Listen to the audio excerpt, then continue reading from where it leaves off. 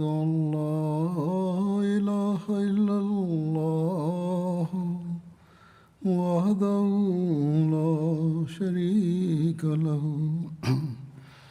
وأشهد أن محمدا عبده ورسوله أما بعد فأعوذ بالله من الشيطان الرجيم بسم الله الرحمن الرحيم الحمد لله رب العالمين الرحمن الرحيم مالك يوم الدين إياك نعبد وإياك نستعين اهدنا الصراط المستقيم صراط الذين أنعمت عليهم غير المغضوب عليهم ولا الضالين.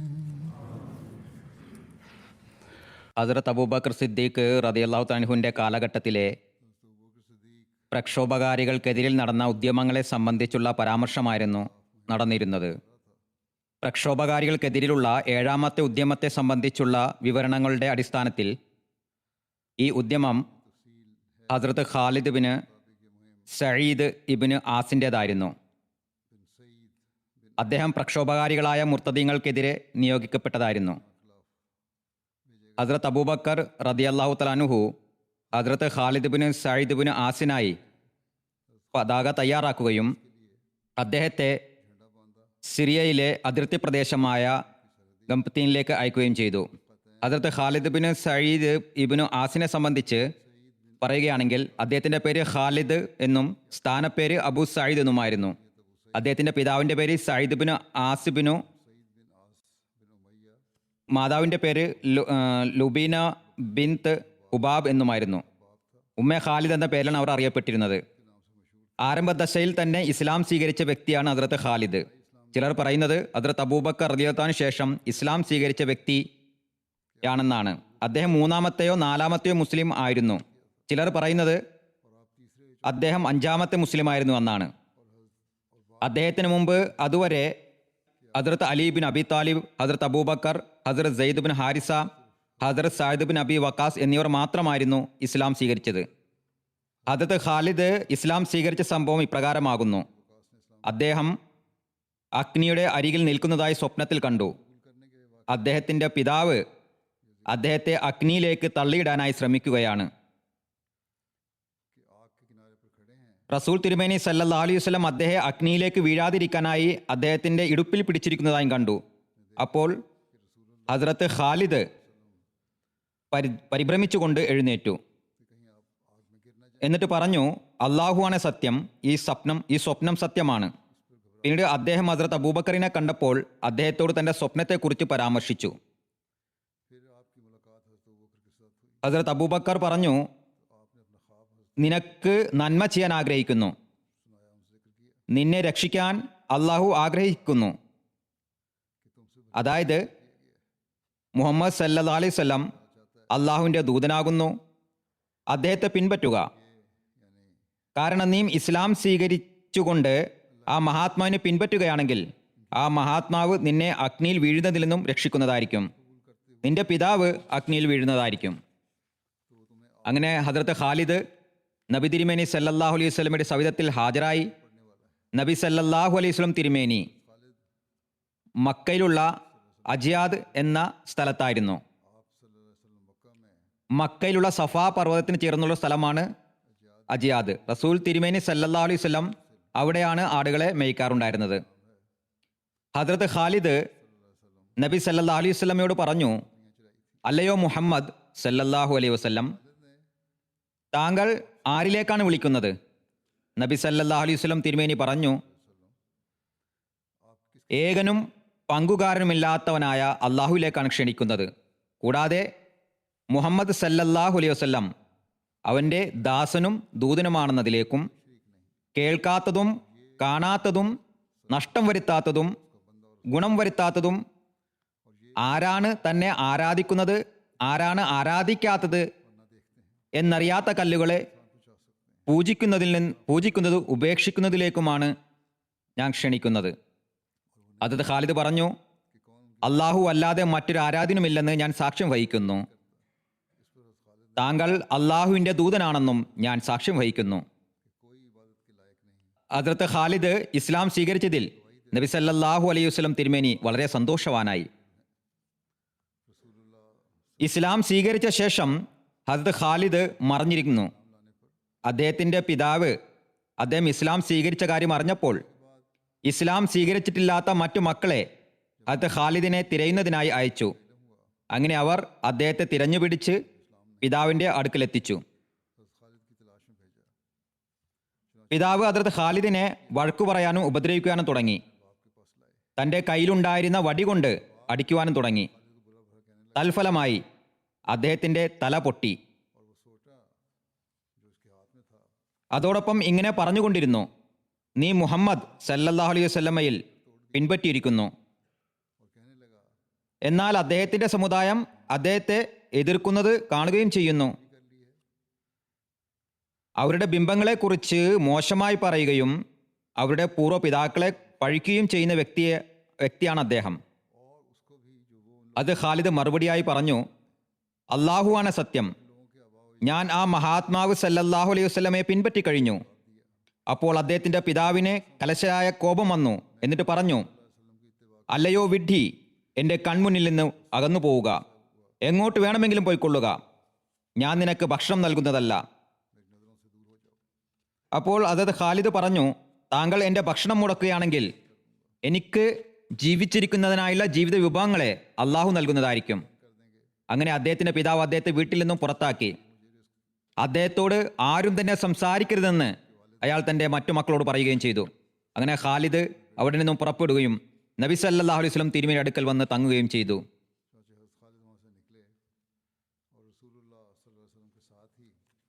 വീണ്ടും പിടിക്കപ്പെടാതിരിക്കാനും ഉപദ്രവമേൽക്കാതിരിക്കുന്നതിനുമായി പൊതുവിൽ തൻ്റെ പിതാവിൽ നിന്നും മറഞ്ഞ് മക്കയുടെ പ്രാന്തപ്രദേശങ്ങളിൽ അദ്ദേഹം വസിക്കാൻ തുടങ്ങി. അത് ഖാലിദിൻ്റെ പിതാവ് മുസ്ലിങ്ങളെ വളരെയധികം ഉപദ്രവിക്കുന്ന മക്കയിലെ ഒരു ബഹുമാന്യനായ വ്യക്തിയായിരുന്നു. ഒരിക്കൽ അയാൾ രോഗിയായപ്പോൾ രോഗകാഠിന്യത്താൽ അയാൾ പറഞ്ഞു, അള്ളാഹു എന്നെ ഈ രോഗത്തിൽ നിന്നും മോചിപ്പിക്കുകയാണെങ്കിൽ, അള്ളാഹു എന്നാണോ അതോ തൻ്റെ ആരാധ്യരുടെ പേരാണോ പറഞ്ഞതെന്ന് അറിയില്ല, ഏതായിരുന്നാലും അയാൾ പറഞ്ഞു, ഈ രോഗത്തിൽ നിന്ന് ഭേദമാവുകയാണെങ്കിൽ ഇബ്നു അബി കബ്ഷ, അതായത് മുഹമ്മദ് സല്ലല്ലാഹു അലൈഹി വസല്ലമയുടെ ദൈവത്തിൻ്റെ ആരാധന മക്കയിൽ നടക്കുന്നതല്ല. ഞാൻ എത്രത്തോളം ഉപദ്രവിക്കുമെന്നാൽ ഇവിടുന്ന് എല്ലാ മുസ്ലിങ്ങളെയും പുറത്താക്കുന്നതായിരിക്കും. അത് ഖാലിദ് ഇതറിഞ്ഞപ്പോൾ അദ്ദേഹം തൻ്റെ പിതാവിനെതിരായി പ്രാർത്ഥിച്ചുകൊണ്ട് പറഞ്ഞു, അള്ളാഹുവേ, അയാളെ ഭേദമാക്കരുതേ. അങ്ങനെ അയാൾ അതേ രോഗാവസ്ഥയിൽ തന്നെ മരണമടഞ്ഞു. മുസ്ലിങ്ങൾ ഹബ്ഷയിലേക്ക് രണ്ടാമത്തെ ഹിജ്റത്ത് നടത്തിയപ്പോൾ ഖാലിദും അവരോടൊപ്പം പോയി. അദ്ദേഹത്തോടൊപ്പം അദ്ദേഹത്തിൻ്റെ പത്നി അമീമ ബിൻത്ത് ഖാലിദ് ഖദായിയും ഉണ്ടായിരുന്നു. അത് ഖാലിദിൻ്റെ ഒരു സഹോദരനായ ഹദ്റത്ത് അംർ ബിൻ സയ്യിദും അദ്ദേഹത്തോടൊപ്പം ഹിജ്റത്ത് ചെയ്തിരുന്നു.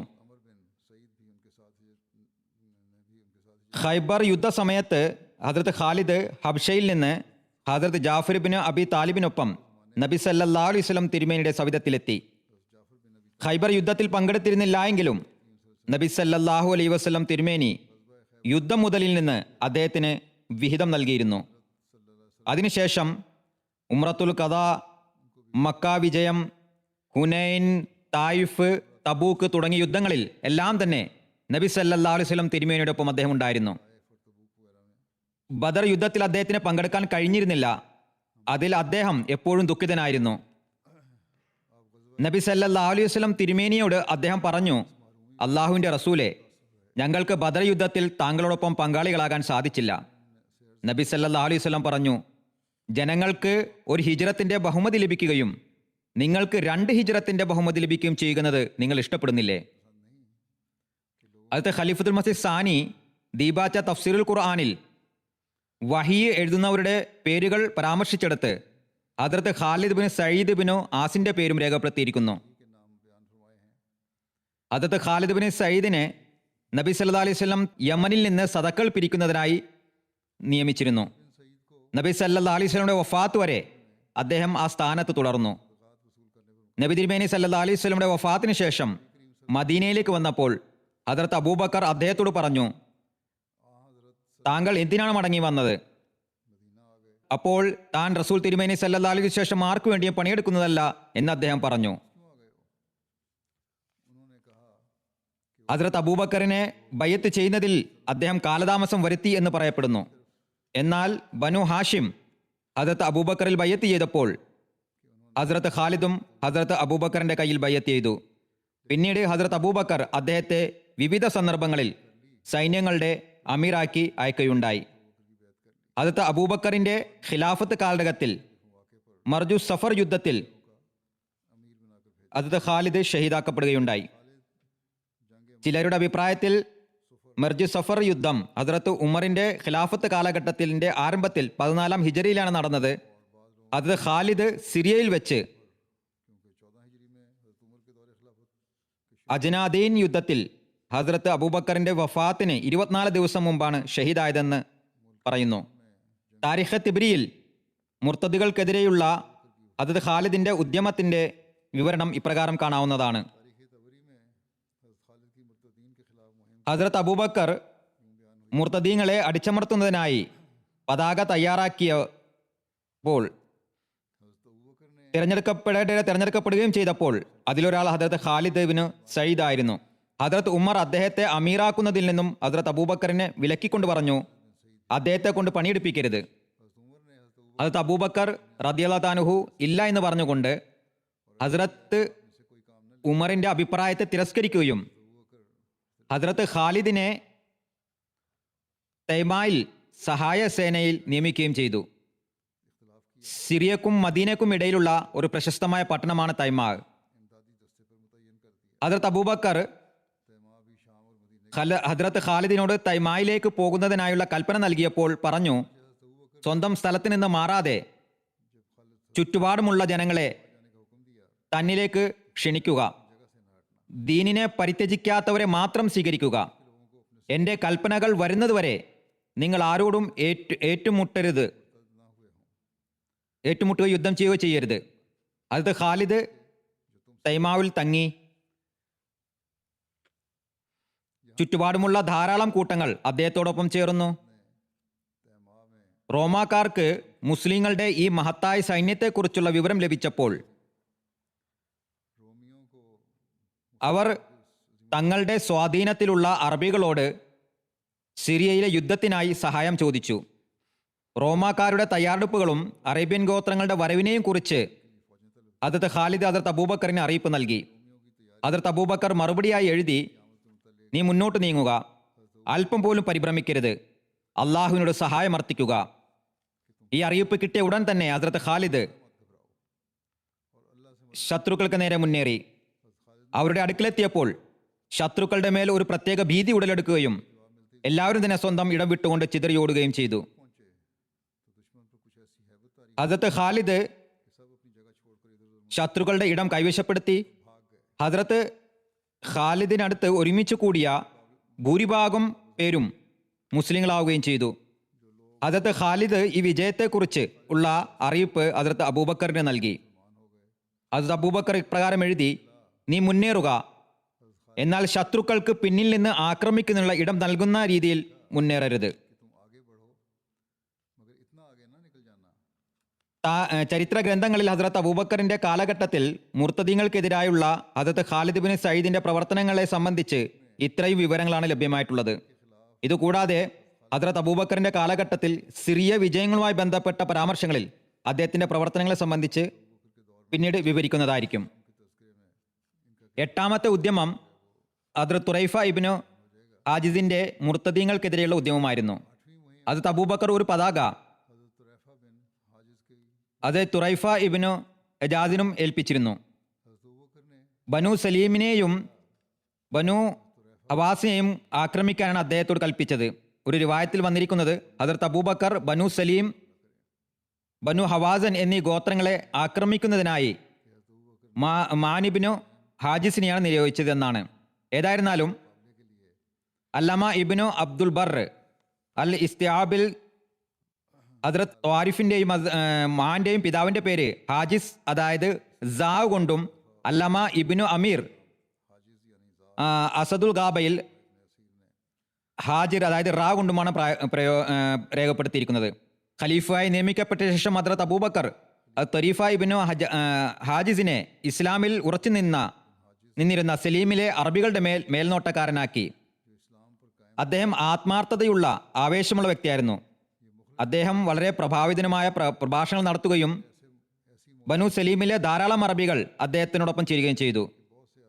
മറ്റൊരു നിവേദനത്തിൽ വന്നിരിക്കുന്നത് ഹദ്രത്ത് അബ്ദുല്ലാഹിബിൻ അബൂബക്കർ പറയുന്നു, നബി സല്ലല്ലാഹു അലൈഹി വസല്ലം വഫാത്തിന് ശേഷം ബനു സലീമിൽ നിന്ന് ധാരാളം ആളുകൾ ദീനിനെ ഉപേക്ഷിച്ചു കൊണ്ട് നിഷേധത്തിലേക്ക് മടങ്ങി.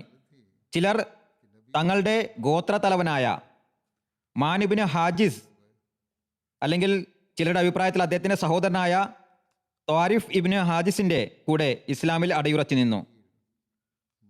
ഹദ്രത്ത് ഖാലിദ് ഇബ്നു വലീദ് തുലൈഹിയെ ആക്രമിക്കുന്നതിനായി പുറപ്പെട്ടപ്പോൾ ഹദ്രത്ത് അബൂബക്കർ മാന് കത്ത് എഴുതിക്കൊണ്ട് പറഞ്ഞു, ബനു സലീമിൽ നിന്ന് ഇസ്ലാമിൽ അടിയുറച്ചു നിൽക്കുന്നവരെ കൂട്ടി ഹസ്രത്ത് ഖാലിദിനൊപ്പം പോവുക. ഹദ്രത്ത് മാൻ തന്റെ സ്ഥാനത്ത് തന്റെ സഹോദരനായ തുറൈഫ ഇബ്നു ഹാജിസിനെ പ്രതിനിധിയായി നിയമിച്ചുകൊണ്ട് ഹസ്രത്ത് ഖാലിദിനോടൊപ്പം പുറപ്പെട്ടു. ഹസ്രത്ത് അബ്ദുല്ലാഹിബിനു അബൂബക്കറിൽ നിന്നുള്ള മറ്റൊരു നിവേദനമുണ്ട്. അതായത് ബനു സുലൈമിൽ നിന്നുള്ള ഒരു വ്യക്തി ഹസ്രത്ത് അബൂബക്കറിന്റെ അടുത്ത് വന്നു. അദ്ദേഹത്തെ ഫുജ എന്നാണ് പറയപ്പെട്ടിരുന്നത്. അയാസിബിന് അബ്ദുല്ല എന്നായിരുന്നു പേര്. ഫുജ എന്ന പദത്തിൽ ഉടനടി എന്ന അർത്ഥം കാണപ്പെടുന്നു. കാരണം ഈ വ്യക്തി യാത്രക്കാരെയും ഗ്രാമവാസികളെയും അപ്രതീക്ഷിതമായി ആക്രമിച്ച് അവരെ കൊള്ളയടിക്കുമായിരുന്നു. അക്കാരണത്താലാണ് ഫുജ എന്ന പേര് വന്നത്. ഏതായിരുന്നാലും അയാൾ ഹദ്രത്ത് അബൂബക്കറിന്റെ അടുത്ത് വന്നുകൊണ്ട് പറഞ്ഞു, ഞാൻ മുസ്ലിം ആകുന്നു. നിഷേധികളിൽ നിന്നും മതപരിത്യാഗം നടത്തിയവരിൽ നിന്നും അവർക്കെതിരിൽ ജിഹാദ് ചെയ്യാൻ ആഗ്രഹിക്കുന്നു. താങ്കൾ എനിക്ക് സവാരി നൽകിയാലും എന്നെ സഹായിച്ചാലും. ഹദ്രത്ത് അബൂബക്കർ അദ്ദേഹത്തിന് സവാരി നൽകുകയും ആയുധങ്ങൾ നൽകുകയും ചെയ്തു. ഒരിടത്ത് അതിനെക്കുറിച്ചുള്ള വിശദീകരണം ഇപ്രകാരം ലഭിക്കുന്നു. ഹദ്രത്ത് അബൂബക്കർ അയാൾക്ക് കുതിരകൾ, അല്ലെങ്കിൽ മറ്റൊരു നിവേദനം അനുസരിച്ച് 30 ഒട്ടകങ്ങളും 30 പടയാളികളും ആയുധങ്ങളും നൽകി. കൂടാതെ ആയുധധാരികളായ 10 മുസ്ലിങ്ങളെയും നൽകി. അയാൾ അവിടെ നിന്ന് പുറപ്പെടുകയും മുന്നിൽ വന്ന മുസ്ലിങ്ങളെയും അല്ലെങ്കിൽ മുർത്തദീങ്ങളെയും കൊള്ളയടിക്കുകയും അവരുടെ സമ്പത്തുകൾ കരസ്ഥമാക്കുകയും ചെയ്തു. എല്ലാവരോടും അയാൾ ഇങ്ങനെ തന്നെ വർത്തിക്കാൻ തുടങ്ങി. മുസ്ലിങ്ങളെയും വധിക്കുകയും ഷഹീദാക്കുകയും ചെയ്തു. അയാളോടൊപ്പം നജബ ഇബ്നു അബു മൈസ എന്ന അറിയപ്പെട്ടിരുന്ന ബനു ഹദീദിലെ ഒരു വ്യക്തിയും ഉണ്ടായിരുന്നു. മറ്റു നിവേദനത്തിലുള്ളത് ഫുജാ സ്വന്തം ഗോത്രത്തിലേക്ക് പോരുകയും വഴിയിൽ മുർത്തതായ അറബികളെ തന്നോടൊപ്പം ചേർക്കുകയും ചെയ്തു. അയാളുടെ കൂട്ടാളികൾ അധികരിച്ചപ്പോൾ ആദ്യം അയാൾ തന്റെ മുസ്ലിം സഹയാത്രികരെ വധിക്കുകയും അവരുടെ സ്വത്തുക്കളെല്ലാം കൊള്ളയടിക്കുകയും ചെയ്തു. പിന്നീട് അയാൾ അതിക്രമങ്ങൾ ചെയ്യാൻ ആരംഭിക്കുകയും ചിലപ്പോൾ ഒരു ഗോത്രത്തെ ആക്രമിക്കുന്നു, ചിലപ്പോൾ മറ്റൊരു ഗോത്രത്തെ ആക്രമിക്കുന്നു. മുസ്ലിങ്ങളോട് ഒരു സംഘം മദീനയിലേക്ക് പോവുകയായിരുന്നു. അവരെ കൊള്ളയടിക്കുകയും വധിക്കുകയും ചെയ്തു. ആദ്യം കൊള്ളയടിച്ചു, പിന്നീട് വധിച്ചു അഥവാ ഷഹീദാക്കി. ഹദ്രത്ത് അബൂബക്കറിന് ഇത് സംബന്ധമായ അറിവ് ലഭിച്ചപ്പോൾ അദ്ദേഹം തുറൈഫ ഇബ്നു ഹാജിസിന് ഒരു കത്തെഴുതി. അഥവാ ചിലർ പറയുന്നത് ഹദ്രത്ത് അബൂബക്കർ ഈ കൽപ്പന യഥാർത്ഥത്തിൽ മുആനാണ് അയച്ചത്. അദ്ദേഹം തന്റെ സഹോദരൻ തുറൈഫയെ അയച്ചു. ഏതായിരുന്നാലും ഹദ്രത്ത് അബൂബക്കർ എഴുതി, അള്ളാഹുവിന്റെ ശത്രുവായ ഫുജാ എന്റെ അടുക്കൽ വന്നുകൊണ്ട് താൻ മുസ്ലിമാണെന്ന് പറഞ്ഞു. ഇസ്ലാമിൽ നിന്ന് വിട്ടുപോയവർക്കെതിരിൽ തനിക്ക് ശക്തി പകർന്നു തരണം എന്നാവശ്യപ്പെടുകയും ചെയ്തു. അതിനാൽ ഞാൻ അയാൾക്ക് സവാരിയും ആയുധങ്ങളും നൽകി. ഇപ്പോൾ എനിക്ക് വ്യക്തമായും അറിയാൻ സാധിച്ചത്, അള്ളാഹുവിന്റെ ഈ ശത്രു മുസ്ലിങ്ങളുടെയും മുർത്തദീങ്ങളുടെയും അടുക്കൽ ചെല്ലുകയും അവരുടെ സമ്പത്തുകൾ തട്ടിയെടുക്കുകയും അതിനെ എതിർക്കുന്നവരെ വധിക്കുകയും ചെയ്യുന്നു എന്നാണ്. അതിനാൽ താങ്കളുടെ അടുത്തുള്ള മുസ്ലിങ്ങളെയും കൂട്ടി പോവുക, അയാളെ വധിക്കുകയോ ബന്ധനസ്ഥനാക്കി എന്നിലേക്ക് എൻ്റെ പക്കലേക്ക് അയക്കുകയോ ചെയ്യുക. മറ്റൊരു നിവേദനത്തിലുള്ളത് ഹദരത്ത് അബൂബക്കർ ഹദരത്ത് തൊരീഫ യുദ്ധത്തിനായി ഹദരത്ത് അബ്ദുല്ലാഹിബിനു ഖൈസിനെയും അയച്ചു എന്നാണ്. ഹദരത്ത് തുറൈഫ് ഇബിനു ഹാജിസ് അയാളെ എതിരിടാനായി പുറപ്പെട്ടു. രണ്ടു കൂട്ടരും പരസ്പരം ഏറ്റുമുട്ടിയപ്പോൾ ആദ്യം അസ്ത്രങ്ങൾ കൊണ്ടുള്ള പോരാട്ടമാണ് നടന്നത്. ഒരു അസ്ത്രം നജ്വ ഇബിനു മൈസയ്ക്ക് കൊള്ളുകയും അതിനാൽ അയാൾ മരിക്കുകയും ചെയ്തു. മുസ്ലിങ്ങളുടെ ധൈര്യവും സ്ഥൈര്യവും കണ്ടപ്പോൾ ഫുജാ ഹദരത്ത് തുറൈഫയോട് പറഞ്ഞു, ഇക്കാര്യത്തിനായി നിങ്ങൾ എന്നേക്കാൾ കൂടുതൽ അവകാശിയല്ല. നിങ്ങളും ഹദരത്ത് അബൂബക്കറിനാൽ നിയോഗിതനായ അമീറാകുന്നു, ഞാനും അദ്ദേഹത്താൽ നിയമിതനായ അമീറാകുന്നു. വളരെ വിദഗ്ധമായ അയാൾ യുദ്ധത്തെ നിന്നും പിന്തിരിപ്പിക്കാൻ ശ്രമിച്ചു. ഹദരത്ത് തൊരീഫയോട് അയാൾ പറഞ്ഞു, അഥവാ സത്യവാനാണെങ്കിൽ ആയുധം താഴെ വെക്കുക. ഹദരത്ത് അബൂബക്കർ നിന്നെ പിടിക്കുന്നതിനായിട്ടാണ് എന്നെ അയച്ചിരിക്കുന്നത്. ആയുധം ഉപേക്ഷിക്കുകയും എന്നോടൊപ്പം ഹദരത്ത് അബൂബക്കറിന്റെ അടുത്തേക്ക് വരികയും ചെയ്യുക. നീ അമീറാണോ അല്ലയോ എന്ന് അവിടെ വെച്ച് തീരുമാനിക്കപ്പെടുന്നതാണ്. അങ്ങനെ ഫുജാ ഹദരത്ത് തുറൈഫയോടൊപ്പം മദീനയിലേക്ക് പുറപ്പെട്ടു. രണ്ടുപേരും ഹദരത്ത് അബൂബക്കർ റളിയല്ലാഹുവിന്റെ സവിധത്തിലെത്തിയപ്പോൾ ഹദരത്ത് അബൂബക്കർ ഹദരത്ത് തുറൈഫയ്ക്ക് കൽപ്പന നൽകിക്കൊണ്ട് പറഞ്ഞു, അയാളെ ബക്കിയിലേക്ക് കൊണ്ടുപോയി തീയിലിടുക.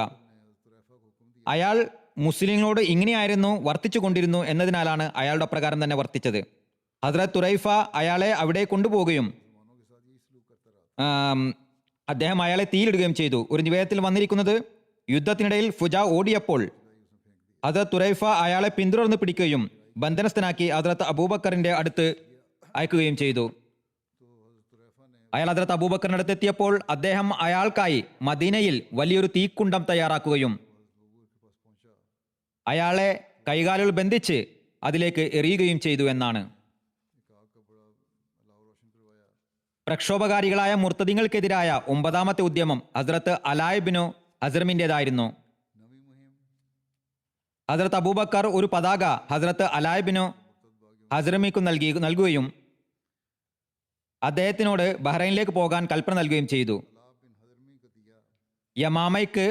യമാമയ്ക്കും പേർഷ്യൻ ഉൾക്കടലിനും ഇടയ്ക്കാണ് ബഹ്റൈൻ സ്ഥിതി ചെയ്യുന്നത്. ദ്വീപായ ഇന്നത്തെ ഖത്തറും ബഹ്റൈൻ ഇമാറത്ത് മതിൽ ഉൾപ്പെട്ടിരുന്നു. അത് ഇക്കാലത്തെ ചെറിയ ബഹ്റൈൻ ആയിരുന്നില്ല, മറിച്ച് വളരെ വലിയ പ്രദേശമായിരുന്നു. അതിൻ്റെ തലസ്ഥാനം ദാറൈനായിരുന്നു. നബി സല്ലല്ലാഹു അലൈഹി വസല്ലമയുടെ കാലഘട്ടത്തിൽ മുൻസിർ ഇബ്നു സവാ ആയിരുന്നു ഇവിടുത്തെ ഭരണാധികാരി. അദ്ദേഹം ഇസ്ലാം സ്വീകരിക്കുകയുണ്ടായി. ബഹ്റൈൻ അല്ലെങ്കിൽ സൗദി അറേബ്യയെ അൽ അസ എന്നാണ് പറഞ്ഞിരുന്നത്. ഹദ്രത്ത് അലായിബിനു ഹദ്രമിയെ കുറിച്ച് പറയുകയാണെങ്കിൽ അദ്ദേഹത്തിന്റെ പേര് അല എന്നായിരുന്നു. പിതാവിന്റെ പേര് അബ്ദുള്ള എന്നും ആയിരുന്നു. അദ്ദേഹത്തിന്റെ ബന്ധം യമനിലെ ഹസ്രെ മോത്തുമായിട്ടായിരുന്നു. ഇസ്ലാമിലേക്ക് ക്ഷണിക്കപ്പെട്ട തുടക്കത്തിൽ തന്നെ അദ്ദേഹം ഇസ്ലാം സ്വീകരിച്ചു. ഹസ്രത്ത് അലാബിനു ഹസ്രമിക്ക് ഒരു സഹോദരൻ അമ്രുബിന് ഹസ്രമി ഒരു മുസ്ലിമിനാൽ കൊല്ലപ്പെട്ട ബഹുദൈവാരാധകരിൽ തന്നെ ആദ്യ വ്യക്തിയായിരുന്നു. അയാളുടെ സ്വത്തായിരുന്നു 1/5 ഭാഗമായി ഇസ്ലാമിൽ വന്ന ആദ്യ യുദ്ധം മുതൽ. ബദർ യുദ്ധത്തിന്റെ അടിസ്ഥാനപരവും അടിയന്തര വസ്തുതയുമായ പറയപ്പെടുന്ന കാരണങ്ങളിൽ ഒന്ന് ഈ വധവുമായിരുന്നു. ഹസ്രത്ത് അലായിബിനു ഹസ്രമിയുടെ ഒരു സഹോദരൻ ആമിർബിനു ഹസ്രമി ബദർ ദിനത്തിൽ കുഫറിന്റെ അവസ്ഥയിൽ കൊല്ലപ്പെട്ടിരുന്നു. നബി സല്ലല്ലാഹു അലൈഹി വസല്ലം തിരുമേനി ചക്രവർത്തിമാർക്ക് തബ്ലീഗ് കത്തുകൾ അയച്ചപ്പോൾ ബഹ്റൈനിലെ രാജാവായ മുൻസിർ ഇബ്നു സാവായുടെ അടുത്തേക്ക് കത്ത് കൊണ്ടുപോകുന്നുള്ള ചുമതല ഹദ്രത്ത് അലായിബിനു ഹസ്രമിയാണ് ഏൽപ്പിച്ചത്. പിന്നീട് അദ്ദേഹത്തെ നബി സല്ലല്ലാഹു അലൈഹി വസല്ലം തിരുമേനി ബഹ്റൈനിലെ കാര്യകർത്താവായി നിയോഗിച്ചു. ഹദ്രത്ത് അലായിബിനു ഹസ്രമി അദ്ദേഹത്തെ ഇസ്ലാമിലേക്ക് ക്ഷണിച്ചപ്പോൾ മുൻസിർ ഇബ്നു സാവ ഇസ്ലാം സ്വീകരിച്ചു. മുൻസിറിന് ഇസ്ലാമിന്റെ സന്ദേശം ലഭിച്ചപ്പോൾ അദ്ദേഹത്തിന്റെ മറുപടി പ്രകാരമായിരുന്നു: ഞാൻ ഈ സംബന്ധമായി വളരെയധികം ചിന്തിച്ചു. എൻ്റെ കയ്യിലുള്ളതിനെ ഞാൻ ഭൗതിക ലോകത്തേക്ക് മാത്രമുള്ളതായി കണ്ടു. പരലോകത്ത് വേണ്ടിയുള്ളതല്ല. അതായത് എൻ്റെ കയ്യിലുള്ളെല്ലാം തന്നെ ഭൗതികതയാണ്. പരലോകത്തേക്ക് വേണ്ടിയുള്ളതൊന്നും ഒരു തയ്യാറെടുപ്പ് ഞാൻ നടത്തിയിട്ടില്ല. ഞാൻ നിങ്ങളുടെ മതത്തെക്കുറിച്ച് ചിന്തിച്ചപ്പോൾ അതിനെ ഇഹലോകത്തും പരലോകത്തും ഗുണമുള്ളതായി കണ്ടു. അതിൻ്റെ മതത്തെ സ്വീകരിക്കുന്നതിൽ നിന്ന് ഒന്നിനും തന്നെ എന്നെ തടയാൻ സാധ്യമല്ല. ഇസ്ലാമിൻ്റെ സത്യതയെക്കുറിച്ച് എനിക്ക് പൂർണ്ണ ബോധ്യമായി. ഇതിൽ ജീവിതത്തിൻ്റെ ആഗ്രഹവും മതത്തിൽ മരണത്തിൻ്റെ ആശ്വാസവുമുണ്ട്. പറഞ്ഞു, ഇന്നലെ വരെ ഇസ്ലാം സ്വീകരിക്കുന്നവരെക്കുറിച്ച് ഞാൻ ആശ്ചര്യപ്പെട്ടിരുന്നു. ഇന്ന് ഇതിനെ നിഷേധിക്കുന്നവരെക്കുറിച്ചാണ് എനിക്ക് അത്ഭുതം തോന്നുന്നത്. ഈ അധ്യാപനത്തിൻ്റെ സൗന്ദര്യത്തെക്കുറിച്ച് ഞാൻ ബോധവാനായപ്പോൾ എൻ്റെ ചിന്തകളിൽ തന്നെ ഒരു പരിവർത്തനം വന്നു. പറയുന്നു, നബി സല്ലല്ലാഹു അലൈഹി വസല്ലം കൊണ്ടുവന്ന ശരീഅത്തിൻ്റെ മഹത്വം ആവശ്യപ്പെടുന്നത് നബി സല്ലല്ലാഹു അലൈഹി വസല്ലമയെ ആദരിക്കുകയും ബഹുമാനിക്കുകയും ചെയ്യുക എന്നതാണ്. നബി സല്ലല്ലാഹു അലൈഹി വസല്ലം തിരുമേനിയുടെ വഫാത്ത് വരെ ഹസ്രത്ത് അലാ ബഹ്റൈനിലെ കാര്യകർത്താവായി തുടർന്നു. പിന്നീട് ഹസ്രത്ത് അബൂബക്കറിന്റെ ഖിലാഫത്ത് കാലഘട്ടത്തിലും അതേ പദവിയിൽ തന്നെ തുടർന്നു. ഹസ്രത്ത് ഉമറും തൻ്റെ ഖിലാഫത്ത് കാലത്ത് അദ്ദേഹത്തെ അതേ പദവിയിൽ തന്നെ നിയമിക്കുകയും ചെയ്തു. അവസാനം ഹസ്രത്ത് ഉമറിന്റെ ഖിലാഫത്ത് കാലഘട്ടത്തിൽ അദ്ദേഹം വഫാത്തായുകയും ചെയ്തു.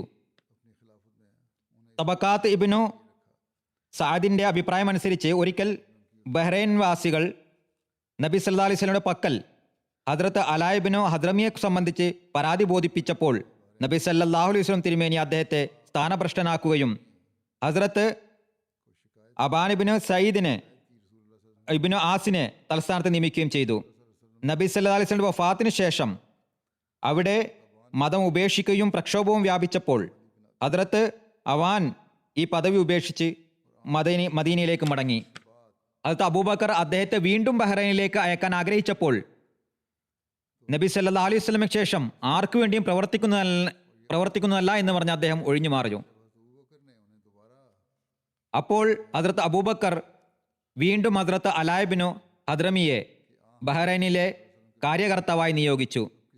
തന്റെ മരണം വരെ അദ്ദേഹം അതിൽ തുടരുകയുണ്ടായി. ഹദ്രത്ത് അലാന്റെ പ്രാർത്ഥനകളുടെ സ്വീകാര്യത വളരെ പ്രശസ്തമായിരുന്നു. അതിനെ സംബന്ധിച്ച് വിവിധങ്ങളായ നിവേദനങ്ങളുണ്ട്.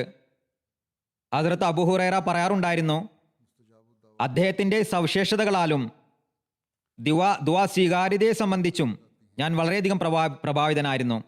നിവേദനങ്ങളിൽ പറയുന്നു, മറ്റു കാര്യങ്ങൾ കൂടാതെ ഒന്ന്, ഒരിക്കൽ മദീനയിൽ നിന്ന് ബഹ്റൈൻ ലക്ഷ്യം വെച്ച് പുറപ്പെട്ടു. വഴിയിൽ വെള്ളം തീർന്നുപോയി. അദ്ദേഹം അള്ളാഹുവിനോട് ദുആ ചെയ്തപ്പോൾ മണലിന്റെ അടിയിൽ നിന്ന് ഒരു അരുവി പൊട്ടിപ്പുറപ്പെടുന്നത് കണ്ടു. ഞങ്ങളെല്ലാവരും വയറു നിറയെ വെള്ളം കുടിക്കുകയും ചെയ്തു. ഹദ്രത്ത് അബൂ ഹുറൈറ നിവേദനം ചെയ്യുന്നു, ഞാൻ അലായോടൊപ്പം ബഹ്റൈനിൽ നിന്ന് സൈന്യസമേതം ബസ്രയിലേക്ക് പുറപ്പെട്ടു. ഞങ്ങൾ ലിയാസിലായിരുന്നപ്പോൾ അദ്ദേഹം വഫാത്തായി. ബനു തമീമിനടുത്തുള്ള ഒരു ഗ്രാമമായിരുന്നു ലിയാസ്. വെള്ളമില്ലാത്തൊരു പ്രദേശമായിരുന്നു അത്. അള്ളാഹു ഞങ്ങൾക്കായി ഒരു കാർമേഘത്തെ വെളിപ്പെടുത്തുകയും അത് ഞങ്ങളുടെ മേൽ മഴ വർഷിക്കുകയും ചെയ്തു. ഞങ്ങൾ അദ്ദേഹത്തെ കുളിപ്പിച്ചു. ഞങ്ങൾ വാളുകളാൽ അദ്ദേഹത്തിനായി കബർ കുഴിച്ചു. ഞങ്ങൾ അദ്ദേഹത്തിനായി ലഹദ് തയ്യാറാക്കിയിരുന്നില്ല. അതിനാൽ ലഹദ് തയ്യാറാക്കാനായി ഞങ്ങൾ മടങ്ങി വന്നു. എന്നാൽ കുറച്ച് കാലത്തിന് ശേഷം തിരിച്ചു ചെന്ന് നോക്കിയപ്പോൾ ആ കബറിരിക്കുന്ന സ്ഥലം കണ്ടുകിട്ടിയില്ല. അദ്ദേഹത്തിന്റെ മരണത്തെ സംബന്ധിച്ചും അഭിപ്രായ വ്യത്യാസങ്ങളുണ്ട്. ചിലരുടെ അഭിപ്രായത്തിൽ അദ്ദേഹം മരിച്ചത് ഹിജറി 14 ചിലരുടെ അഭിപ്രായത്തിൽ ഹിജ്റ 20 ബഹ്റൈന്റെ അവസ്ഥയെ സംബന്ധിച്ച് പറയപ്പെടുന്നത്, ബഹ്റൈൻ ഹൈറയുടെ ചക്രവർത്തിമാരുടെ അധീനതയിലായിരുന്നു. ഹൈറ ചക്രവർത്തിമാർ കിസ്ര രാജാക്കന്മാരുടെ കീഴിലുമായിരുന്നു. ഹൈറ ഇസ്ലാമിന് മുമ്പ് ഇറാഖ് ചക്രവർത്തിമാരുടെ ആസ്ഥാനമായിരുന്നു. ബഹ്റൈന്റെ സമുദ്രതീരങ്ങളിൽ കച്ചവട പട്ടണങ്ങളിലും ഇടകലർന്ന സമുദായങ്ങളായിരുന്നു വസിച്ചിരുന്നത്. പാർസികളും ഉണ്ടായിരുന്നു, ക്രിസ്ത്യാനികളും ഉണ്ടായിരുന്നു, യഹൂദികളും ഉണ്ടായിരുന്നു, ജാട്ടും ഉണ്ടായിരുന്നു. അറേബ്യയിലും കച്ചവടത്തിൽ പാർസികളുടെ മേൽക്കോയ്മയായിരുന്നു. ആ പ്രദേശങ്ങളിൽ ഇന്ത്യയിൽ നിന്നും ഇറാനിൽ നിന്നും വന്ന ഒരു കച്ചവടക്കാരുടെ ഒരു സംഘം വരികയും ഫുറാത്ത് നദിയുടെ സംഗമസ്ഥലം മുതൽ അതിന്റെ സമുദ്രതീരം വരെയുള്ള മധ്യഭാഗത്ത് അവർ വസിക്കുകയും ചെയ്തു. ഈ കച്ചവടക്കാർ ഇവിടുത്തെ പ്രാദേശിക വാസികളുമായി ദാമ്പത്യ ബന്ധം സ്ഥാപിച്ചു. അവരിൽ നിന്നുള്ള തലമുറയെ അബ്ന എന്ന പേരിലാണ് വിളിച്ചിരുന്നത്. സമുദ്രതീര പട്ടണങ്ങളിൽ 3 വലിയ ഗോത്രങ്ങളും അവയുടെ ധാരാളം ശാഖകളും വസിച്ചിരുന്നു.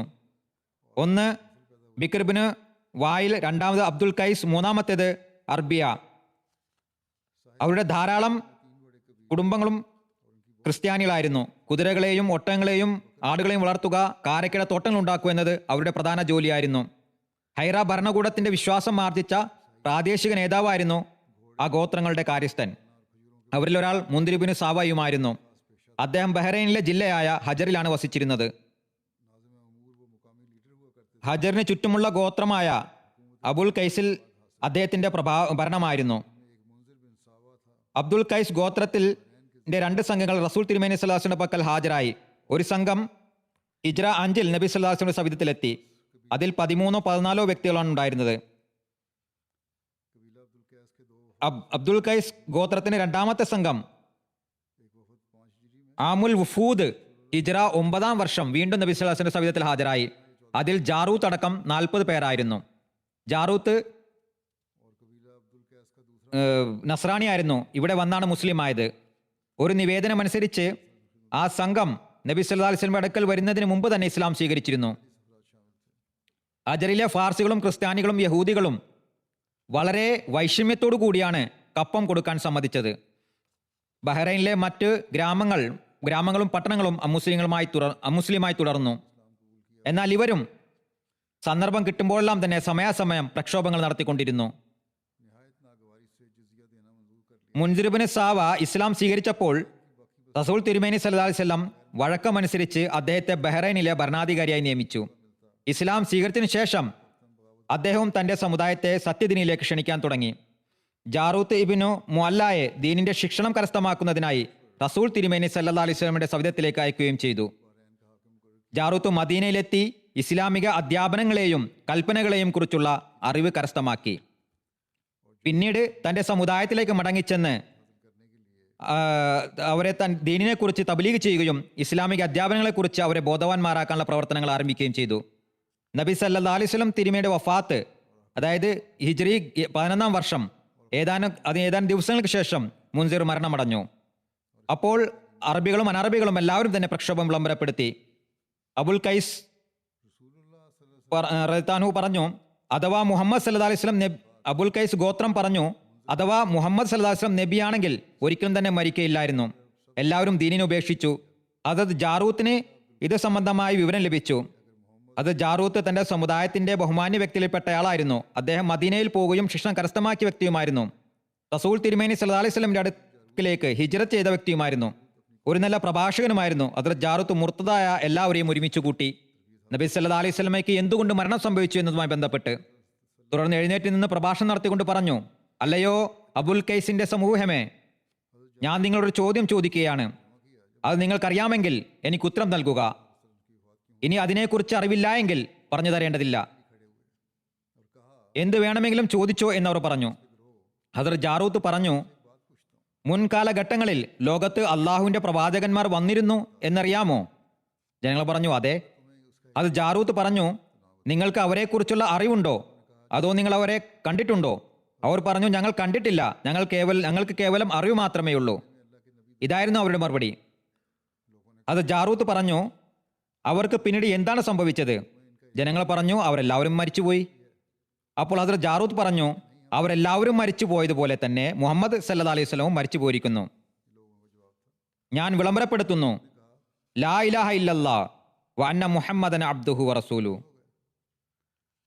അല്ലാഹു അല്ലാതെ മറ്റൊരു ആരാധ്യനുമില്ല. നിശ്ചയമായി മുഹമ്മദ് സല്ലല്ലാഹു അലൈഹി വസല്ലം അവന്റെ ദാസനും അവന്റെ ദൂതനുമാകുന്നു. അദ്ദേഹത്തിന്റെ ചോദ്യോത്തരങ്ങൾ പ്രഭാഷണങ്ങൾക്കും ശേഷം ആ സമുദായക്കാർ പറഞ്ഞു, അല്ലാഹു അല്ലാതെ മറ്റൊരു യഥാർത്ഥ ആരാധനമില്ലെന്നും മുഹമ്മദ് സല്ലല്ലാഹു അലൈഹി വസല്ലം നിശ്ചയമായും അവന്റെ ദാസനും ദൂതനുമാണെന്നും ഞങ്ങൾ സാക്ഷ്യം വഹിക്കുന്നു. ഞങ്ങൾ നിങ്ങളെ ഞങ്ങളുടെ ബഹുമാന്യനും നേതാവുമായി അംഗീകരിച്ചിരിക്കുന്നു. അങ്ങനെ അവർ ഇസ്ലാമിൽ അടിയുറച്ചു നിന്നു. മതത്തെ ത്യജിക്കുന്ന രോഗം അവരിലേക്ക് എത്തിയില്ല. മറ്റ് അറബികളും അനറബികളും എല്ലാവരും തന്നെ മദീനയുടെ ഭരണം അവസാനിപ്പിക്കുന്നതിനായി ബദ്ധശ്രദ്ധരായി. ഇറാനി ഭരണകൂടം അവരെ പ്രോത്സാഹിപ്പിക്കുകയും ചെയ്തു. വിദ്രോഹത്തിന്റെ നേതൃത്വം ഒരു വലിയ അറബി നേതാവിനെ ഏൽപ്പിക്കുകയും ചെയ്തു. ഹജറിൽ ഉണ്ടായിരുന്ന നബി സല്ലല്ലാഹു അലൈഹി വസല്ലം തിരുമേനിയുടെ പ്രതിനിധി അബാൻ ഇബ്നു സഈദ് ഇബ്നു ആസ് പ്രക്ഷോഭത്തിന്റെ ഈ കാർമേഘം ഉയരുന്നത് കണ്ടപ്പോൾ മദീനയിലേക്ക് പോന്നു. പ്രത്യക്ഷത്തിൽ ചിലർ ഇസ്ലാം സ്വീകരിച്ചുവെങ്കിലും ബനു അബ്ദുൽ കൈസ് മറ്റൊരു ഗോത്രമായ അതം ഇബ്നു സബയുടെ നേതൃത്വത്തിൽ അവസ്ഥയ്ക്കനുസരിച്ച് മതം ഉപേക്ഷിക്കുന്നതിൽ ഉറച്ചു നിന്നു. അവർ വീണ്ടും രാജാധികാരത്തെ മുൻസിറിന്റെ തലമുറയിലേക്ക് മാറ്റി മുൻസിർ ഇബ്നു നുമാനെ തങ്ങളുടെ രാജാവാക്കി. ഒരു നിവേദനത്തിൽ വന്നിരിക്കുന്നു, അവർ മുൻസിർ ഇബ്നു നുമാനെ രാജാവായി വാഴിക്കാൻ തീരുമാനിച്ചപ്പോൾ അവരുടെ ചില മാന്യരുടെയും നേതാക്കളുടെയും ഒരു സംഘം ഇറാന്റെ ചക്രവർത്തിയായ കിസ്രയുടെ അടുക്കലെത്തി. അവർ ചക്രവർത്തിയെ കാണുന്നതിനായി അനുമതി തേടി. അയാൾ അവർക്ക് അനുമതി നൽകി. അവർ ചക്രവർത്തിമാരുടെ ഗാംഭീര്യത്തെ പ്രദർശിപ്പിച്ചുകൊണ്ട് അയാളുടെ മുന്നിൽ ഹാജരായി. കിസ്ര പറഞ്ഞു, അല്ലയോ അറേബ്യൻ ഗോത്രമേ, നിങ്ങൾ ഇവിടെ എന്തിനാണ് വന്നിട്ടുള്ളത്? അവർ പറഞ്ഞു, അല്ലയോ ചക്രവർത്തി, ഖുറൈശിന്റെയും മുൻസിറിന്റെയും മുഴുവൻ ഗോത്രങ്ങളും ബഹുമാനിയായി കരുതിയിരുന്ന അറേബ്യയിലെ ആ വ്യക്തി വഫാത്തായിരിക്കുന്നു. അവരുദ്ദേശിച്ച് നബി സല്ലല്ലാഹു അലൈഹി വസല്ലം തിരുമേനിയായിരുന്നു. എന്നിട്ട് പറഞ്ഞു, അതിനുശേഷം ദുർബല ശരീരപ്രകൃതനും അഭിപ്രായ ശേഷിയില്ലാത്ത വ്യക്തിയുമാണ് അദ്ദേഹത്തിന്റെ പ്രതിനിധിയായിരിക്കുന്നത്. ഹദരത്ത് അബൂബക്കറിനെ സംബന്ധിച്ച് ആണ് അവർ പറഞ്ഞത്. അദ്ദേഹത്തിന്റെ കാര്യകർത്താക്കൾ അഭിപ്രായം തേടുന്നതിനായി തങ്ങളുടെ കൂട്ടാളികളുടെ അടുത്തേക്ക് പോയി. ഇപ്പോൾ ബഹ്റൈന്റെ പ്രദേശം അവരുടെ കയ്യിൽ നിന്ന് മോചിതരായിരിക്കുന്നു. അബ്ദുൽ കൈസിന്റെ ചെറിയ സംഘം ഒഴികെ ആരും തന്നെ ഇപ്പോൾ ഇസ്ലാം മതത്തിൽ നിൽക്കുന്നില്ല. ഞങ്ങളാണെങ്കിൽ അവർക്ക് യാതൊരു വിലയും കൽപ്പിക്കുന്നില്ല. സവാരികളെയും പടയാളികളുടെയും കാര്യത്തിൽ ഞങ്ങൾ അവരെക്കാൾ മികച്ചവരാകുന്നു. ബഹ്റൈനെ പിടിച്ചടക്കാൻ ആഗ്രഹിക്കുന്നുവെങ്കിൽ ആർക്കും തടുക്കാൻ സാധിക്കാതിരിക്കുന്നതിനായി താങ്കൾ ഏതെങ്കിലും വ്യക്തിയെ അയച്ചാലും. അപ്പോൾ കിസ്ര അവരോട് പറഞ്ഞു, നിങ്ങളോടൊപ്പം ബഹ്റൈനിലേക്ക് അയക്കാൻ നിങ്ങൾ ആരെയാണ് ഇഷ്ടപ്പെടുന്നത്? അവർ പറഞ്ഞു, ചക്രവർത്തി തിരുമേനിക്ക് ഇഷ്ടമുള്ള ആളെ അല്ലാതെ മറ്റാരെയും ഞങ്ങൾ ആഗ്രഹിക്കുന്നില്ല. കിസ്ര പറഞ്ഞു, മുൻസിർ ഇബ്നു നുമാന്, മുൻസിറിനെ കുറിച്ച് നിങ്ങളുടെ അഭിപ്രായം എന്താണ്? അവർ പറഞ്ഞു, അല്ലയോ ചക്രവർത്തി, ഞങ്ങൾ അയാളാണ് ഇഷ്ടപ്പെടുന്നത്, അയാളല്ലാതെ മറ്റാരെയും ഞങ്ങൾ ആഗ്രഹിക്കുന്നില്ല. പിന്നീട് കിസ്ര മുൻസിർ ഇബ്നു നുമാനെ വിളിച്ചു. അയാളൊരു യുവാവായിരുന്നു. താടി പോലും ഇപ്പോൾ മുളച്ചിട്ടേ ഉണ്ടായിരുന്നുള്ളൂ. ചക്രവർത്തി അയാളെ ബഹുമതി നൽകി ആദരിച്ചു. തലയിൽ കിരീടവും വെക്കുകയും ചെയ്തു. കൂടാതെ 100 കുതിരപ്പടയാളികളെയും 700 കാൽ പടയാളികളെയും സവാരികളും നൽകി. ബിക്കർ ഇബ്നു വായിൽ ഗോത്രത്തോടൊപ്പം ബഹ്റൈനിലേക്ക് പോകാൻ കൽപ്പിച്ചു. അയാളോടൊപ്പം അബു റാബിയ അതം ഇബ്നു സൈദും ഉണ്ടായിരുന്നു. അയാളുടെ പേര് ഷരീബിനു റബിയ എന്നായിരുന്നു. ബനു കൈസബിന് സാലബിൽ നിന്നുള്ള ആളായിരുന്നു. അതം എന്നത് സ്ഥാനപ്പേരാകുന്നു. അയാൾ ഇസ്ലാം സ്വീകരിച്ചതിന് ശേഷം വീണ്ടും ഉപേക്ഷിക്കുകയായിരുന്നു. കൂടാതെ തബിയാനിബിനു അമ്രും മുസ്മൈബിന് മാലിക്കും ഉണ്ടായിരുന്നു. ഏറ്റവും ആദ്യം അവർ ജാറൂത്തിനെയും അബ്ദുൽ കൈസ് ഗോത്രത്തെയും ഇസ്ലാമിൽ നിന്ന് വേർപെടുത്തുന്നതിനായി ശ്രമിച്ചു. എന്നാൽ അവർ അതിൽ പരാജിതരായി. അപ്പോൾ അതം ബിൻ റബിയ കായിക ബലത്താൽ അവരെ കീഴ്പ്പെടുത്താൻ ആഗ്രഹിച്ചു. അയാൾ കത്തീഫ്, ഹജർ എന്നിവിടങ്ങളിൽ വസിച്ചിരുന്ന വിദേശ കച്ചവടക്കാരെയും ഇതിനു മുമ്പ് ഇസ്ലാം സ്വീകരിക്കാത്തവരെയും തന്നോടൊപ്പം ചേർത്തു.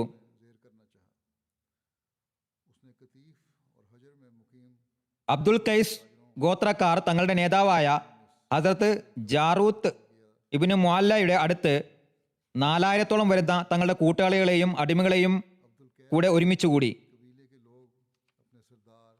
ബിക്കർ ഇബ്നു വായിൽ ഗോത്രം തങ്ങളുടെ 9000 ഇറാനികളോടും 3000 അറബികളോടുമൊപ്പം അവരോടടുത്തു. പിന്നീട് ഇരു കൂട്ടർക്കുമിടയിൽ ഘോര യുദ്ധം നടക്കുകയും ബിക്കർ ഇബ്നു വായിൽ ഗോത്രത്തിന് കനത്ത നഷ്ടമുണ്ടാവുകയും ചെയ്തു. അവരിൽ നിന്നും ഇറാനികളിൽ നിന്നുമുള്ള ധാരാളം പേർ കൊല്ലപ്പെടുകയും ചെയ്തു. പിന്നീട് അവർ രണ്ടാമതും ഘോര യുദ്ധം നടത്തി. ഇപ്രാവശ്യം അബ്ദുൽ കൈസിന് കനത്ത നഷ്ടമുണ്ടായി. അങ്ങനെ അവർ പരസ്പരം പകരം ചോദിച്ചുകൊണ്ടേയിരുന്നു. അവരുടെ ഇടയിൽ പല നാളുകളോളം യുദ്ധം നിലനിന്നു. ധാരാളം പേർ കൊല്ലപ്പെടുകയും അബ്ദുൽ കൈസ് ഗോത്രത്തിലെ സാധാരണക്കാർ ബക്കർ ഇബ്നു വായിലിനോട് സമാധാനത്തിനെ അപേക്ഷിക്കുകയും ചെയ്തു. ബക്കർ ഇബ്നു വായിലിനെതിരിൽ തങ്ങൾക്ക് യാതൊരു ശക്തിയുമില്ലെന്ന് അപ്പോൾ അവർ മനസ്സിലാക്കി. അങ്ങനെ അവർ പരാജിതരാകുകയും ഹജറിലുള്ള തങ്ങളുടെ ഒരു ജവാസ എന്ന കോട്ടയിൽ അടക്കപ്പെടുകയും ചെയ്തു. നബി സല്ലല്ലാഹു അലൈഹി വസല്ലം പള്ളിക്ക് ശേഷം ഏറ്റവും ആദ്യമായി ജുമാ നമസ്കരിച്ച ബഹ്റൈനിലെ ഗ്രാമമായിരുന്നു ജവാസ. ബുഖാരിയിലുള്ള ഒരു നിവേദനത്തിൽ ഹദ്റത്ത് ഇബ്നു അബ്ബാസ് പറയുന്നു,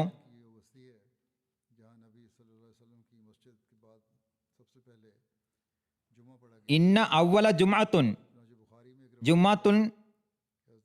ജുമയത്ത് ബാദ ജുമാത്തി ഫി മസ്ജിദ് റസൂലുള്ളാഹി സ്വല്ലല്ലാഹു അലൈഹി വസല്ലം ഫി മസ്ജിദ് അബ്ദുൽ ഖൈസി ബിൽ ജവാസ മിനൽ ബഹ്റൈൻ. അതായത് റസൂൽ തിരുമേനി സല്ലല്ലാഹു അലൈഹി വസല്ലമയുടെ പള്ളിക്ക് ശേഷം ഏറ്റവും ആദ്യത്തെ ജുമ ബഹ്റൈനിലുള്ള ഗ്രാമമായ ജവാസയിലെ അബ്ദുൽ ഖൈസിന്റെ പള്ളിയിലായിരുന്നു നടന്നത്. ബനു ബക്കർ ബിൻ വായിൽ തൻ്റെ ഇറാനി ആളുകളോടൊപ്പം മുന്നേറിക്കൊണ്ട് അവരുടെ കോട്ട വരെ എത്തി. അവർക്ക് ഉപരോധം ഏർപ്പെടുത്തി. അവരിൽ നിന്ന് ഭക്ഷണത്തെ തടഞ്ഞു. ബനു ബക്കർ ബിനു കിലാബിലെ ഒരു വ്യക്തിയായ അബ്ദുല്ലാഹിബിനു ഹസഫ് എന്നും പേരുള്ള അബ്ദുല്ലാഹിബിനു ഔഫ് അബ്ദി എന്ന വ്യക്തി സന്ദർഭം പാർത്ത ഹദ്റത്ത് അബൂബക്കറിനെ മദീനക്കാരെയും അഭിസംബോധന ചെയ്തുകൊണ്ട് ഏതാനും വരി കവിത പാടി. അതിൽ തങ്ങളുടെ നിസ്സഹായാവസ്ഥയും നിരാലംബതയും ധൈര്യത്തെയും ക്ഷമയും കുറിച്ചുള്ള അവസ്ഥകളെ വെളിപ്പെടുത്തി.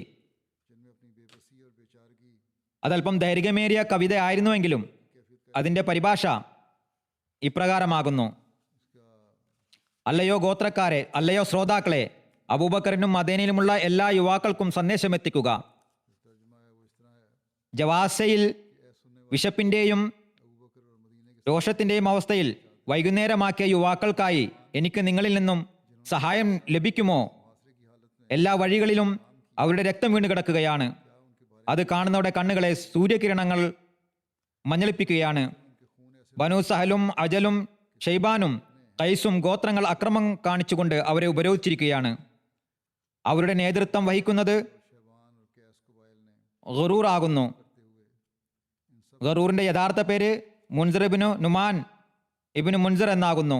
അന്യായമായി ഞങ്ങളുടെ ഭാര്യമാരെയും സന്തതികളെയും കൈവശപ്പെടുത്തുന്നു. അവരുടെ ഉപരോധം കഠിനമാക്കുകയും ദീർഘിപ്പിക്കുകയും ചെയ്തപ്പോൾ അവർ ഞങ്ങളെ പരാജയപ്പെടുത്തി. തൽഫലമായി ഞങ്ങൾ പരീക്ഷണത്തിലകപ്പെട്ടു. ഞങ്ങൾ കാരുണ്യവാനായ ദൈവത്തിൽ ഭരമേൽപ്പിച്ചു. കാരണം ഭരമേൽപ്പിക്കുന്നവരിൽ അള്ളാഹുവിൻ്റെ കാരുണ്യം വർഷിക്കുന്നതായി ഞങ്ങൾ കണ്ടിട്ടുണ്ട്. ഞങ്ങൾ പറഞ്ഞു, അള്ളാഹു ഞങ്ങളുടെ നാഥനാണെന്നതിൽ ഞങ്ങൾ തൃപ്തരാണ്. ഇസ്ലാം ഞങ്ങളുടെ മതമായി കൊണ്ടിരിക്കുന്നതിലും ഞങ്ങൾ തൃപ്തരാണ്. കാര്യങ്ങൾ ശരിയാകും എന്ന് ഞങ്ങൾ പറഞ്ഞു. ഞങ്ങൾ പിതാക്കന്മാരുടെ സന്തതികളുടെ ബുദ്ധി ഭ്രമിച്ചിരിക്കുന്നു. ഞങ്ങൾ ഇസ്ലാമിന് നിലനിന്നുകൊണ്ട് നിങ്ങളോട് യുദ്ധം ചെയ്തുകൊണ്ടിരിക്കുന്നതാണ്. ഏതുവരെ എന്നാൽ ഒന്നുകിൽ നിങ്ങൾ വധിക്കപ്പെടുകയോ അല്ലെങ്കിൽ ഞങ്ങൾ വധിക്കപ്പെടുകയോ ചെയ്യും. മൂർച്ചയുള്ളതും പടച്ചട്ടയും പരിചയും കീറിമുറിക്കുന്ന ഇന്ത്യൻ വാളുമായി ഞങ്ങൾ യുദ്ധം ചെയ്യുന്നതായിരിക്കും. സന്ദേശം എന്ന നിലയിലാണ് അബ്ദി ഈ കവിത അയച്ചത്. ഈ കവിത വായിച്ചപ്പോൾ ഹദ്റത്ത് അബൂബക്കറിന് അബ്ദുൽ ഖൈസിന്റെ അവസ്ഥയെക്കുറിച്ച് അറിവുണ്ടായി. അപ്പോൾ അദ്ദേഹത്തിന് കടുത്ത ദുഃഖം അനുഭവപ്പെട്ടു. അദ്ദേഹം ഹദ്റത്ത് അലാ ബിൻ ഹസ്രമിയെ വിളിപ്പിച്ചുകൊണ്ട് സൈന്യത്തിന്റെ കടിഞ്ഞാൻ അദ്ദേഹത്തെ ഏൽപ്പിക്കുകയും എന്നിട്ട് 2000 മുഹാജിരിങ്ങളോടും അൻസാറുകളോടൊപ്പം അബ്ദുൽ ഖൈസിന്റെ സഹായത്തിനായി ബഹ്റൈനിലേക്ക് പുറപ്പെടാൻ കൽപ്പിക്കുകയും ചെയ്തു. അവർക്ക് നിർദ്ദേശം നൽകിക്കൊണ്ട് പറഞ്ഞു, അറേബ്യയിലെ ഗോത്രത്തിൽപ്പെട്ട ഏതൊരു ഗോത്രങ്ങളുടെ അടുത്തുകൂടെ കടന്നു പോകുമ്പോഴും അവരെ ബനു ബക്കറിബിന് വായിലിനോട് യുദ്ധം ചെയ്യാനായി പ്രേരിപ്പിക്കുക. കാരണം അവർ ഇറാൻ ചക്രവർത്തിയായ കിസ്രയാൽ നിയമിതനായ മുൻസിർ ഇബ്നു നുമാൻ ഇബ്നു മുൻസിറിനൊപ്പമാണ് വന്നിട്ടുള്ളത്.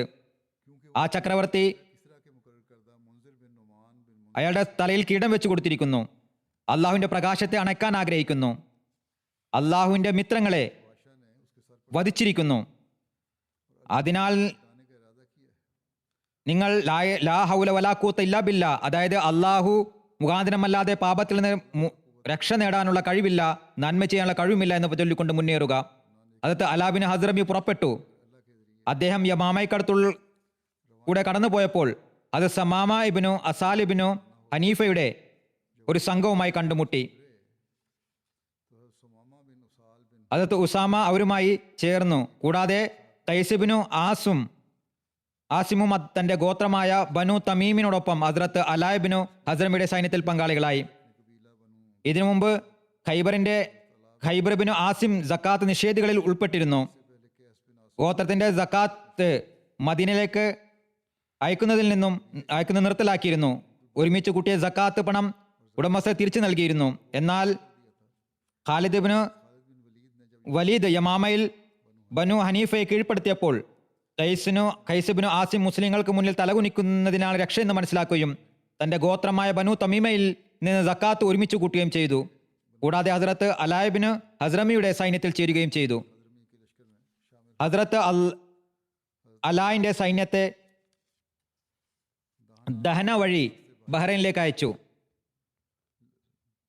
ബനു തമീമിലെ ബസ്രയിൽ നിന്ന് മക്കയിലേക്കുള്ള പാതയിൽ സ്ഥിതി ചെയ്യുന്ന ഒരു പ്രദേശമാണ് ദഹന. അദ്ദേഹം പറയുന്നു, ഞങ്ങളതിന്റെ മധ്യഭാഗത്തെത്തിയപ്പോൾ അദ്ദേഹം അവിടെ തമ്പടിക്കാൻ കൽപ്പിച്ചു. നിവേദകൻ പറയുന്നു, രാത്രിയുടെ അന്ധകാരത്തിൽ ഒട്ടകങ്ങൾ നിയന്ത്രണം വിട്ട് ഓടിപ്പോയി. അവരിൽ ആരുടെയും കൈവശം ഒട്ടകമോ തമ്പോ ഒന്നും തന്നെ ശേഷിച്ചില്ല. എല്ലാം തന്നെ ഒട്ടകത്തിനോടൊപ്പം മരുഭൂമിയിൽ അപ്രത്യക്ഷമായി. അതായത് ഒട്ടകപ്പുറത്തായിരുന്നു എല്ലാ സാധന സാമഗ്രികളും. ഒട്ടകങ്ങൾ പോയപ്പോൾ ഒന്നും തന്നെ ശേഷിച്ചില്ല. ആളുകൾ ഒട്ടകപ്പുറത്തുനിന്ന് ഇറങ്ങുകയും എന്നാൽ തങ്ങളുടെ സാധന സാമഗ്രികൾ ഇറക്കാൻ കഴിയുന്നതിന് മുമ്പായിരുന്നു ഇത് സംഭവിച്ചത്. അപ്പോൾ അവർ ദുഃഖിതരും വിഷമിതരുമായി. എല്ലാവരും തന്നെ തങ്ങളുടെ ജീവിതത്തിൽ നിന്ന് നിരാശരായിക്കൊണ്ട് പരസ്പരം വസിയത്ത് ചെയ്യാൻ തുടങ്ങി. അന്നേരം ഹദ്റത്ത് അലായിന്റെ വിളിയാൽ എല്ലാവരോടും ഒരുമിച്ച് കൂടുന്നതിനായി കൽപ്പന നൽകി. എല്ലാവരും അദ്ദേഹത്തിനടുത്ത് ഒരുമിച്ച് കൂടി. ഹദ്റത്ത് അലാഹ് പറഞ്ഞു, ഞാൻ നിങ്ങളുടെ എന്ത് പരിഭ്രമവും അവസ്ഥയുമാണ് കാണുന്നത്. നിങ്ങൾ ഇത്രത്തോളം നിരാശരാകുന്നത് എന്തുകൊണ്ടാണ്? ജനങ്ങൾ പറഞ്ഞു, ഇത് ഞങ്ങളെ ആരോപിക്കുന്ന സംഭവമൊന്നുമല്ല, ഇത് ഞങ്ങളെ ആരോപിതരാക്കുന്ന സംഭവമൊന്നുമല്ല. ഞങ്ങളുടെ ഒട്ടകങ്ങൾ ഓടിപ്പോയി. ഞങ്ങളുടെ അവസ്ഥ എന്തെന്നാൽ, ഇതേ അവസ്ഥയിൽ നേരം വെളുക്കുകയാണെങ്കിൽ സൂര്യൻ ശരിക്കും ഉദിച്ചു വരുന്നതിന് മുമ്പ് തന്നെ നാം എല്ലാവരും മരിച്ചൊടുക്കുന്നതായിരിക്കും. ഹദ്റത്ത് അലാഹ് പറഞ്ഞു, അല്ലയോ ജനങ്ങളെ, ഭയപ്പെടരുത്. നിങ്ങൾ മുസ്ലിങ്ങളല്ലേ? നിങ്ങൾ അള്ളാഹുവിന്റെ മാർഗത്തിൽ ജിഹാദ് ചെയ്യാൻ വന്നവരല്ലേ? നിങ്ങൾ അള്ളാഹുവിന്റെ സഹായികളല്ലേ? എല്ലാവരും പറഞ്ഞു, തീർച്ചയായും ഞങ്ങളാകുന്നു. ഹദ്റത്ത് അലാഹ് പറഞ്ഞു, നിങ്ങൾക്ക് സുവാർത്തയാകട്ടെ. കാരണം ഈ അവസ്ഥയിൽ അള്ളാഹു നിങ്ങളെ ഒരിക്കലും കൈവിടില്ല. സൂര്യോദയത്തോടൊപ്പം സുബൈ നമസ്കരിക്കുന്നതിനായി ബാങ്ക് കൊടുത്തു. ഹദ്റത്ത് അലാഹ് അവരെ നമസ്കരിപ്പിച്ചു. വെള്ളമില്ലാത്തതിനാൽ ചിലർ തയമ്മം ചെയ്താണ് നമസ്കരിച്ചിരുന്നത്. ചിലരുടെ വുസു നിലനിന്നിരുന്നു. നമസ്കാരം കഴിഞ്ഞപ്പോൾ ഹദ്റത്ത് അലാഹ് തൻ്റെ ഇരുമുട്ടിന്മേലിലെ ബലത്തിൽ ദുആക്കായി ഇരുന്നു. എല്ലാവരും അതേപോലെ മുട്ടിന്മേൽ തന്നെ ദുആക്കായി ഇരുന്നു കൊണ്ട് ആർദ്രതയോടെ രണ്ട് കൈയും ഉയർത്തി ദുആയിൽ മുഴുകി. ജനങ്ങളും സൂര്യൻ ഉദിക്കുന്നതുവരെ അതനുവർത്തിച്ചു. സൂര്യകിരണം കിഴക്കൻ ചക്രവാളത്തിൽ അല്പം പ്രത്യക്ഷപ്പെടാൻ തുടങ്ങിയപ്പോൾ ഹദ്റത്ത് അലാഹ് സഫിലേക്ക് തിരിഞ്ഞുകൊണ്ട് പറഞ്ഞു, ഈ പ്രകാശം എന്താണെന്ന് ആരെങ്കിലും നോക്കി വരുമോ? ഒരാൾ അതിനായി പോയി തിരിച്ചു വന്നുകൊണ്ട് പറഞ്ഞു, ഈ പ്രകാശം ഒരു മരീചിക മാത്രമാകുന്നു. പ്രകാശം പതിച്ചിടത്ത് തിളക്കമുണ്ടായി. അത് വെള്ളമല്ല, മരീചിക മാത്രമാകുന്നു. ഹദ്റത്ത് അലാഹ് വീണ്ടും ദുആയിൽ മുഴുകി. രണ്ടാമതും അപ്രകാരം ആ പ്രകാശം കണ്ടു. അന്വേഷിച്ചപ്പോൾ അതും മരീചികയാണെന്ന് അറിയാൻ കഴിഞ്ഞു. മൂന്നാമത് വീണ്ടും പ്രകാശം വെളിപ്പെട്ടു. ഇപ്രാവശ്യം വാർത്ത കൊണ്ടുവന്ന അയാൾ പറഞ്ഞു, വെള്ളമുണ്ട്. ഹദ്റത്ത് അലാഹ് എഴുന്നേറ്റു. മറ്റുള്ളവരും എഴുന്നേറ്റ് വെള്ളത്തിനടുത്തേക്ക് എത്തി. എല്ലാവരും വെള്ളം കുളിക്കുകയും ചെയ്തു. അവിടെ ഒരു അരുവി പൊട്ടിപ്പുറപ്പെട്ടിരുന്നു. നേരം വെളുക്കുന്നതിന് മുമ്പ് തന്നെ ജനങ്ങളുടെ ഒട്ടകങ്ങൾ നാനാഭാഗത്തു നിന്നും ഓടിക്കൊണ്ട് അവരുടെ അടുക്കിലേക്ക് എത്തി. അതവിടെ അവിടെ ഇരുന്നു. എല്ലാവരും തങ്ങളുടെ സവാരിയെ പിടിച്ച് അവരുടെ സാധന സാമഗ്രികളിൽ നിന്ന് ഒന്നും തന്നെ നഷ്ടപ്പെട്ടിരുന്നില്ല. അവിടെ ദുആയുടെ ഒരു ദൃഷ്ടാന്തം തന്നെ പ്രത്യക്ഷപ്പെട്ടു. അള്ളാഹു വെള്ളത്തിനുള്ള ഏർപ്പാടുമുണ്ടാക്കി. ഒട്ടകങ്ങളും തിരിച്ചു വന്നു. ജനങ്ങൾ അവയെയും വെള്ളം കുടിപ്പിച്ചു. പിന്നീട് വീണ്ടും വയറു നിറയെ വെള്ളം കുടിച്ചു. മൃഗങ്ങളെയും വെള്ളം കുടിപ്പിച്ചു. കൂടാതെ തങ്ങളുടെ കയ്യിൽ വെള്ളത്തിന്റെ ഒരു ഖജനാവ് തന്നെ ശേഖരിക്കുകയും ചെയ്തു. പിന്നീട് ശരിക്കും വിശ്രമിക്കുകയും ചെയ്തു. മിൻജായിബിന് റാഷിദ് പറയുന്നു, അന്നേരം ഹദ്റത്ത് അബൂ ഹുറൈറ എന്നോട് കൂടെ ഉണ്ടായിരുന്നു. ആ സ്ഥലത്ത് നിന്ന് ഞങ്ങൾ അല്പം ദൂരത്തേക്ക് പോയപ്പോൾ അദ്ദേഹം എന്നോട് ചോദിച്ചു, ആ വെള്ളം കിട്ടിയ സ്ഥലത്തെക്കുറിച്ച് നിനക്ക് അറിയുമോ? ഞാൻ പറഞ്ഞു, മറ്റെല്ലാ അറബികളെക്കാളും കൂടുതലായി ആ പ്രദേശത്തിന്റെ മുക്കും മൂലയും എനിക്കറിയാം. ഹദ്റത്ത് അബൂ ഹുറൈറ പറഞ്ഞു, നീ എന്നെ വീണ്ടും അവിടേക്ക് കൊണ്ടുപോകുക. ഞാൻ ഒട്ടകത്തെ തിരിച്ചുകൊണ്ട് വെള്ളമുണ്ടായിരുന്ന സ്ഥലത്ത് തന്നെ അദ്ദേഹത്തെ കൊണ്ടുവന്നു.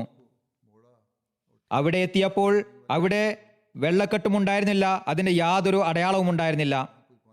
ഞാൻ ഹദ്റത്ത് അബൂ ഹുറൈറയോട് പറഞ്ഞു, അള്ളാഹുവാണ് സത്യം, ഇവിടെ എനിക്ക് വെള്ളത്തിൻ്റെ ഒരു കെട്ടും കാണാൻ കഴിയുന്നില്ലെങ്കിലും ഞാൻ പറയും, നിശ്ചയമായും ഇതേ സ്ഥലത്ത് നിന്നാണ് ഞങ്ങൾ വെള്ളം ശേഖരിച്ചത്.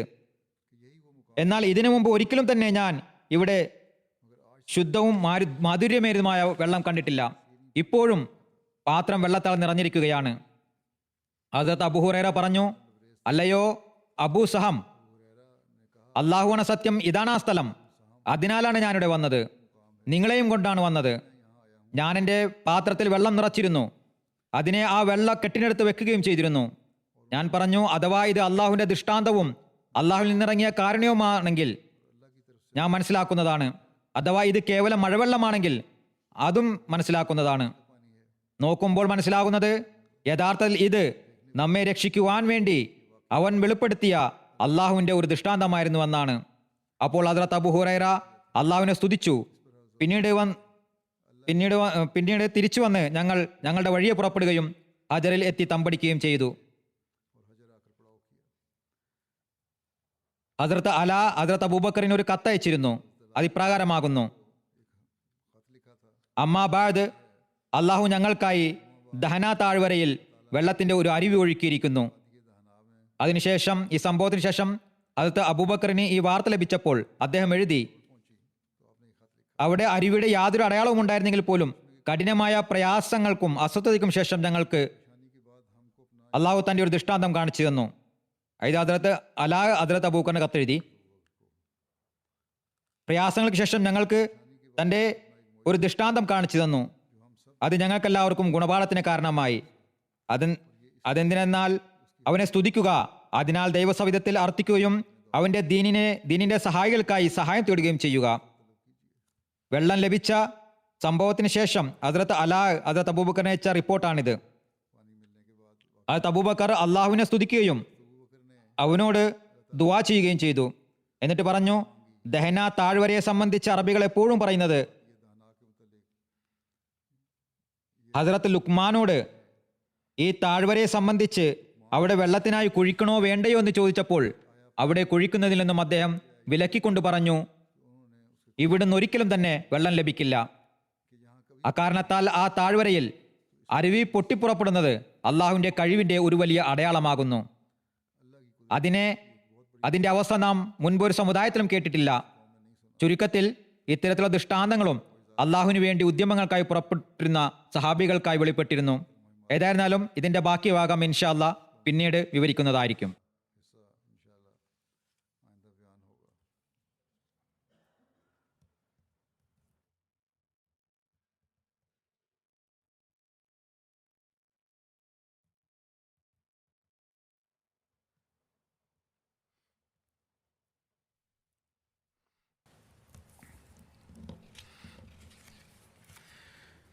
الحمد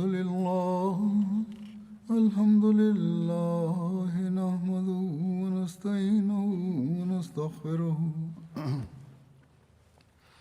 ونؤمن به ونتوكل عليه ونعوذ بالله من شرور أنفسنا ومن سيئات أعمالنا. من يهده الله فلا مضل له ومن يضلل فلا هادي له. ونشهد أن لا إله إلا الله ونشهد أن محمدا عبده ورسوله. عباد الله رحمكم الله، إن الله يأمر بالعدل والإحسان وإيتاء ذي القربى وينهى عن الفحشاء والمنكر والبغي يعظكم لعلكم تذكرون. اذكروا الله يذكركم وادعوه يستجب لكم ولذكر الله أكبر.